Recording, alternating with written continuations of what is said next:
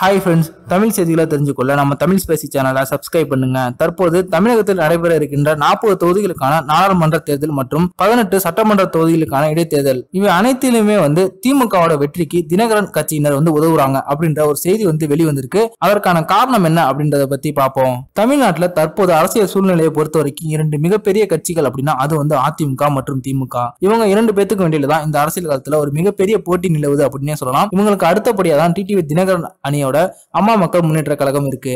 இந்த தேர்தலில் ஒரு மிகப்பெரிய அளவுல அம்மா மக்கள் முன்னேற்ற கழகத்தால வெற்றி பெற முடியாது அப்படின்னு தெரிஞ்சுக்கிட்ட டிடிவி தினகரன் அவர்கள் என்ன பண்ணிருக்காங்க அப்படின்னா, எந்த இடத்துலலாம் அதிமுக மற்றும் திமுக இவங்களுக்கு இழுபறியான நிலை நீடிக்குதோ அந்த தொகுதிகள எல்லாம் அம்மா மக்கள் முன்னேற்ற கழகம் சார்பா ஒரு வலுவான வேட்பாளரை நிப்பாட்டுறான் டிடிவி தினகரன். இதன் காரணத்தினால பாத்தீங்க அப்படின்னா அந்த தொகுதியில் இருக்கிற அதிமுகவோட ஓட்டுகள் எல்லாமே இரண்டா பிரிந்து அது அம்மா மக்கள் முன்னேற்ற கழகத்துக்கு விழுந்துரும். இதனால அந்த தொகுதியில எளிமையா திமுகவை சேர்ந்த வேட்பாளர்கள் வெற்றி பெற்றுவாங்க.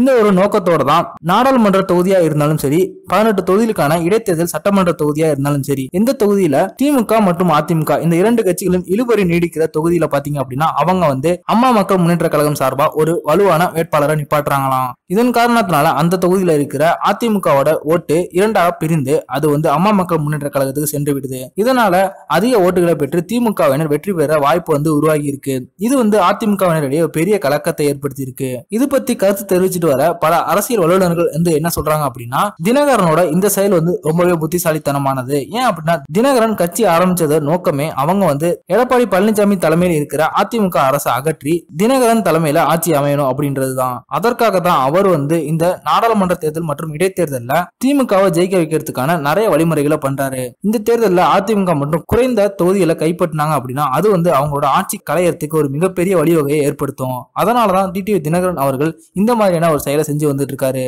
இந்த வீடியோ உங்களுக்கு பிடிச்சிருந்துச்சுன்னா லைக் பண்ணுங்க, ஷேர் பண்ணுங்க. நன்றி.